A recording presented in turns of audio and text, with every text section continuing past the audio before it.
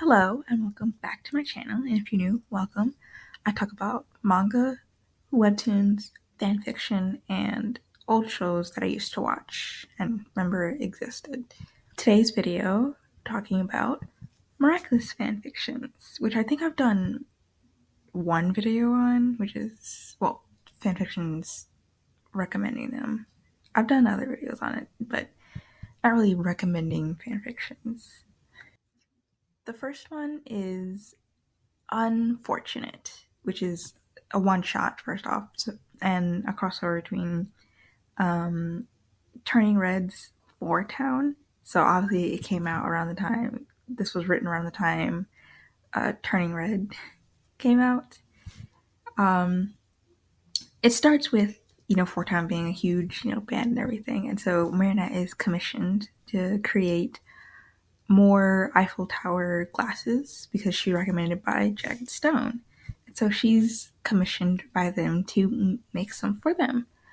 And it gets a whole lot of attention that, now that they're in Paris. And obviously Lila has to lie and say, oh yeah, of course I know them. I personally helped them out with some songs and did this and that. And it, obviously rubs Marinette the wrong way, but what's she gonna do? She can't tell anyone that it's not true because, well, she can't really tell anyone that she's commissioned for them just yet. And also, clearly, none of them believed her before. But Lila, I guess, almost corners her. Adrian's kind of hiding, like, off to the side, so it doesn't really know yet. But Lila kind of corners her again. They briefly talk and how, go over the whole thing again where lying's wrong and blah, blah, that whole thing, right? She already knows that. She doesn't care. And she's to go on and say, like, oh, it doesn't really matter. It's like, and I could just make up another lie about how one of them tried to force himself on me or do something.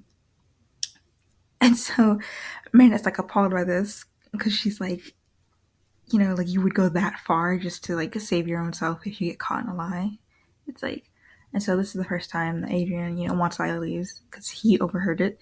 This is the first time that he hears like just how far Lila's kind of willing to go, and it's like she's not a great person at all, and she's never changing. She doesn't care.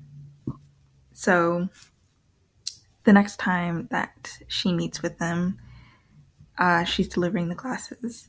And that's when she decides to tell them about, just a heads up. Like, I mean, she only threatened to say it, but she did, because she will go through with it. Like, that she will say, like, that Jesse tried to force himself and, so, and obviously they're upset by it, so they're not going to let that go lightly. But Marinette's like, well, she only threatened to say it. She hasn't actually said it yet. It's like, that doesn't really make this better. So they kind of come up with a plan. And so they end up going to Marinette's school to like try and to kind of see what it's like to be a student for a day, to be normal students for a day again.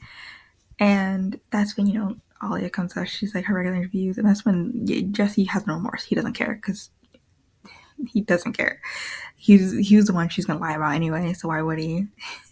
He just straight says like, yeah, no, she's a liar. It's like, oh, did I stutter? She lied. It's like, oh my god, that to be so harsh. But so after that whole thing is said and done and recorded for everyone out there, they enjoy the rest of their day. They even say, to talk with Adrian a bit, where it's like your heart was in the right place by saying that, but also, let's be real, lying to make friends isn't really gonna help you get friends. Like, that's, even if she was lying to make friends, that wouldn't have helped. Like, that's not really how you start making friends.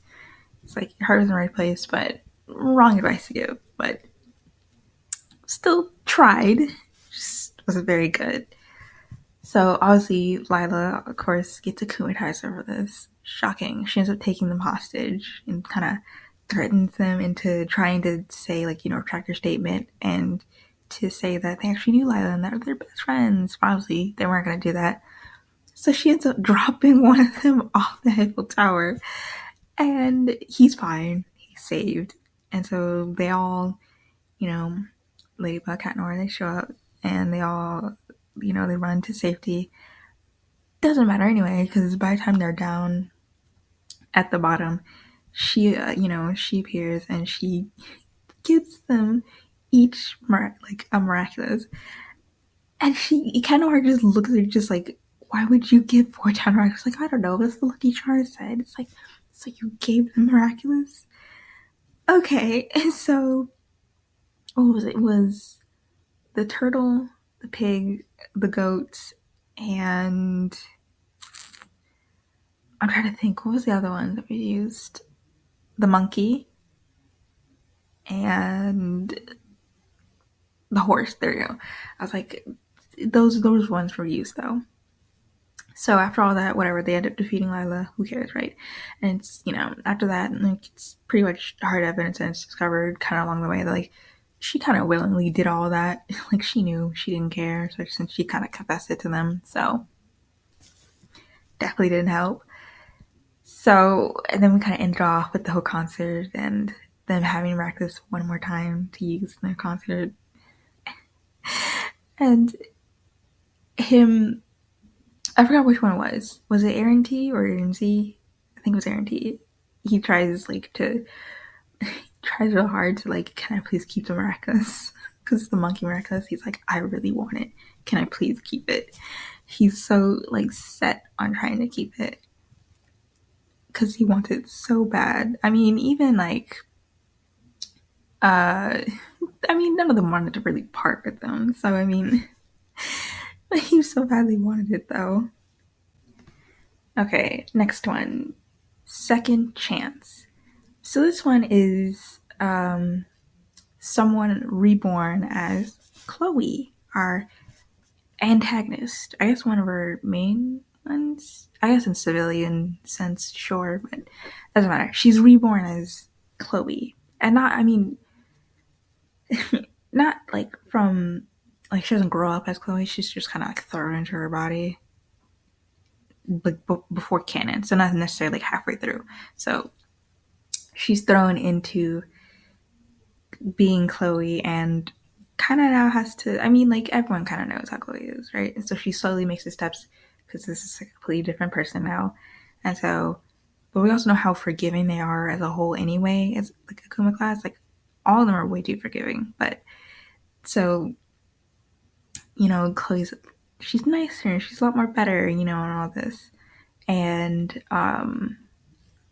she meets Luca earlier on. She meets her during the whole bubbler kind of episode where she also is like, trapped in a bubble, and then she gets caught by Luca and they end up dating like way later on. So that's like, a little bit later on, but that's Luca ends up being her love interest.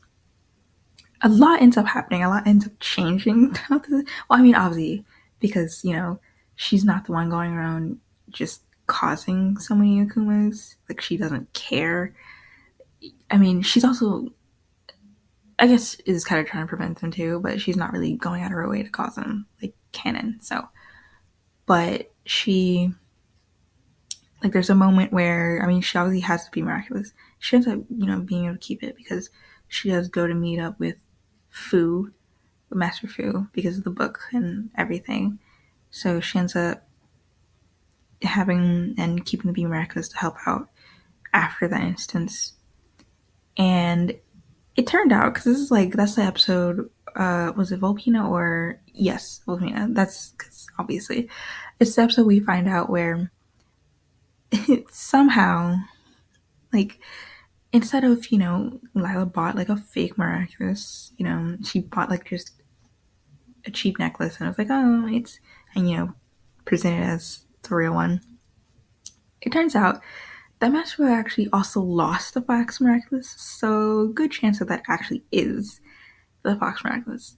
And it was. So Lila wasn't necessarily lying when she said, in the instance of like, where she was telling Adrian Park, like, I have the Fox Miraculous. She wasn't lying. It just wasn't truthful that it was like, oh, passed down for whatever. Like, that part probably wasn't truthful. But it was for everything else. So after they feed her, they do end up getting it back because it didn't really belong to her. So, doesn't matter. So you end up getting it back from her. And so now the Fox Miraculous is back in their hands because how did you even lose that in the first place? But okay. Um, Chloe ends up being the one to return the book because she takes it from her and she ends up being the one, convince her, like, I'll return it, I'll be fine. And she does end up telling, she keeps up the facade to Gabriel of being, the same old Chloe who's bratty and childish, right? But still tells him the truth of it was Lila, she stole it and, I grabbed it from her, and all this. And which Chloe doesn't tell Lila, which was during the Chameleon episode where she just says, like, who is he gonna believe? Some random girl or me? It's like, I already told him anyway that you stole it, so what does it matter? He has no reason to believe you. Like, doesn't really, who cares at this point? So, but it is. We also have a moment where, just during the, what episode was that? Befana? Apparently Luca and Chloe's children from the future end up coming like just through, which at first I was like, how did this even happen? But then I kind of remember, I'm like, oh yeah, the rabbit Miraculous does exist. I keep forgetting about that. But they end up being there. They're quite surprised, so they end up taking care of it. They call it the cover story of like, oh yeah, they're my cousins or whatever. Ta-da!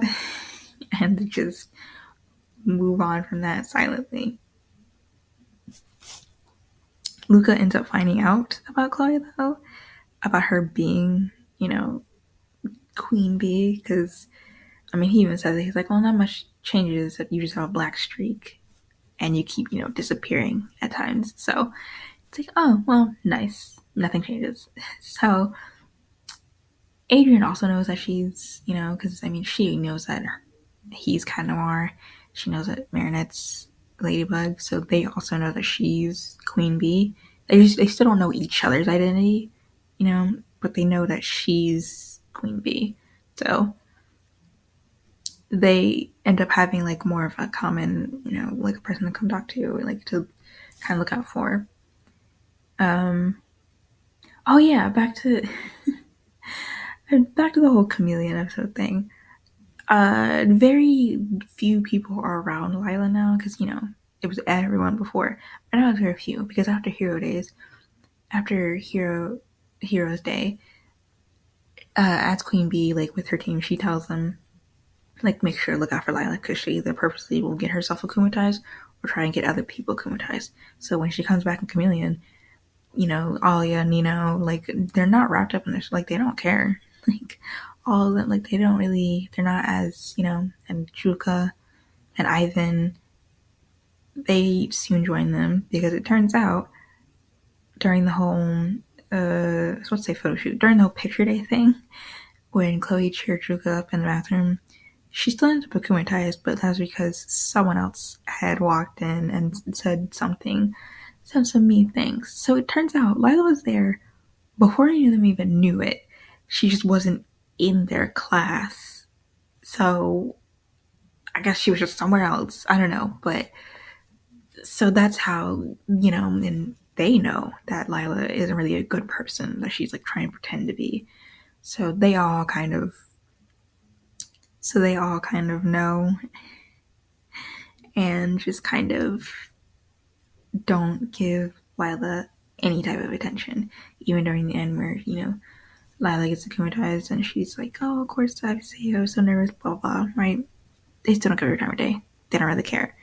So it is interesting to see and to see the different paths and to see how the story kind of changes with her presence being there, because before it was just Juka and Luca, the twins, and then she was surprised where it's like, oh, this is our brother Luke. It's like, who the hell is Luke?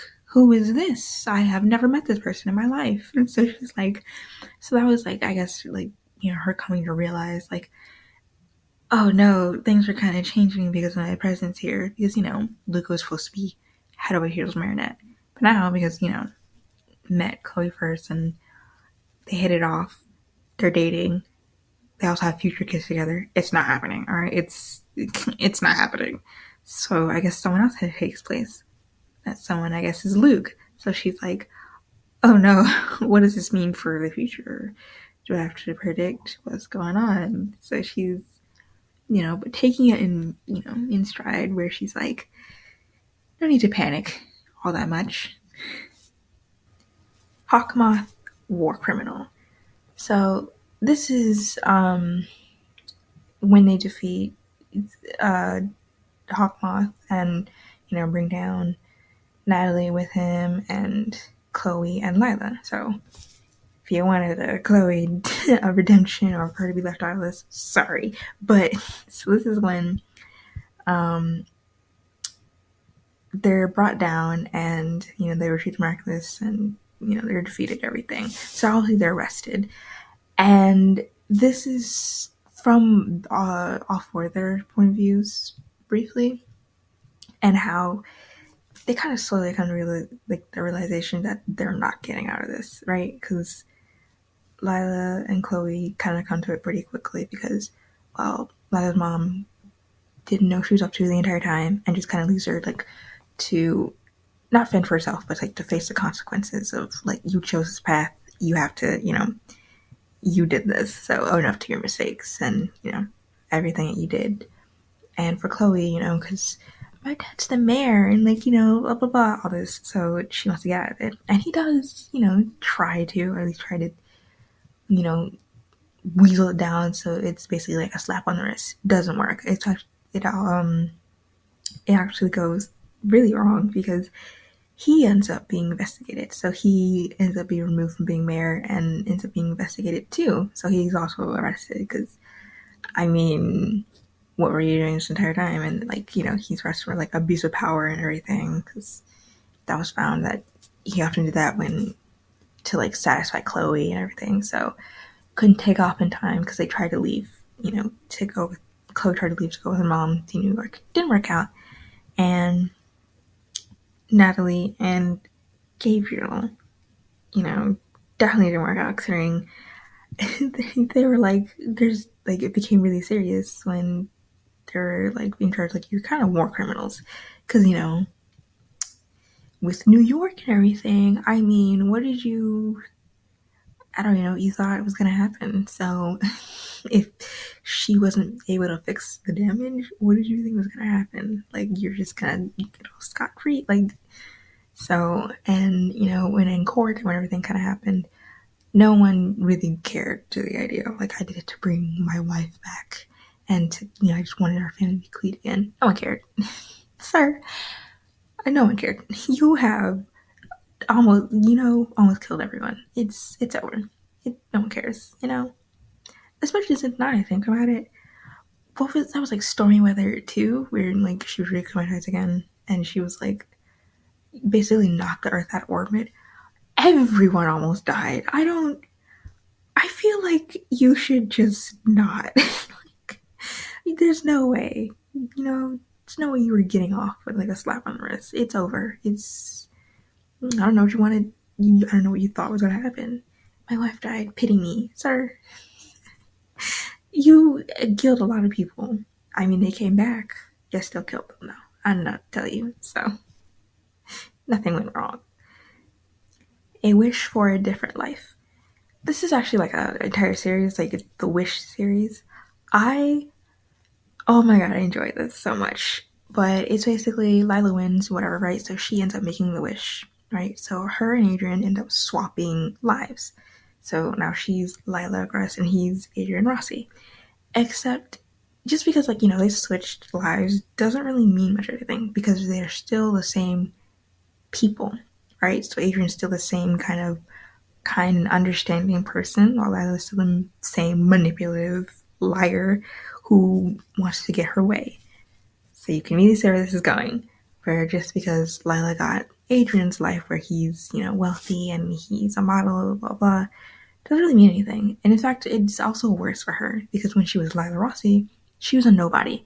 Nobody paid attention to her, so she could lie all she wanted. Like, because she's an aggressed, every lie is immediately, like, exposed to the public.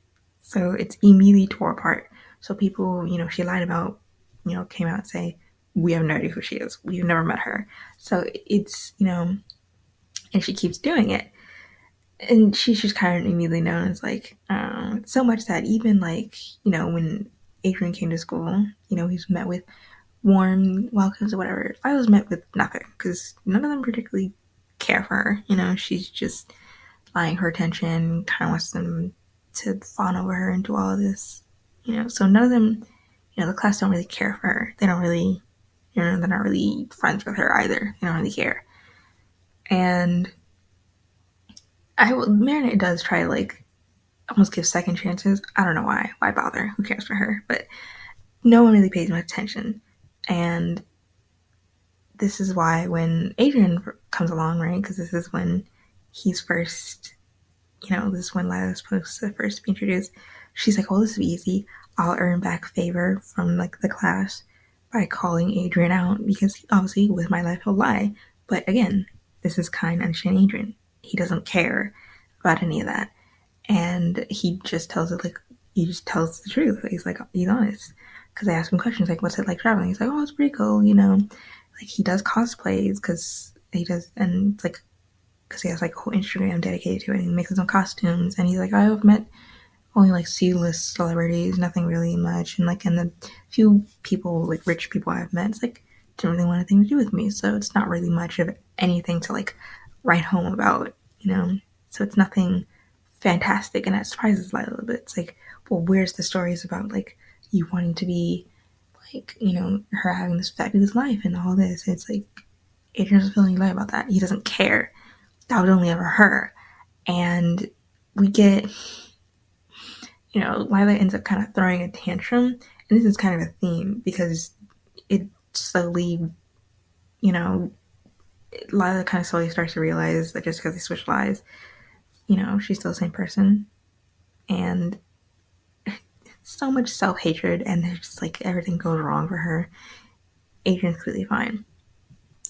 Like, his relationship with his mom, or, Lila's mom, where she always worked, wasn't there for her. While they ended up talking it out, and because he was upset because they missed a tradition that they usually do when they move to a new place.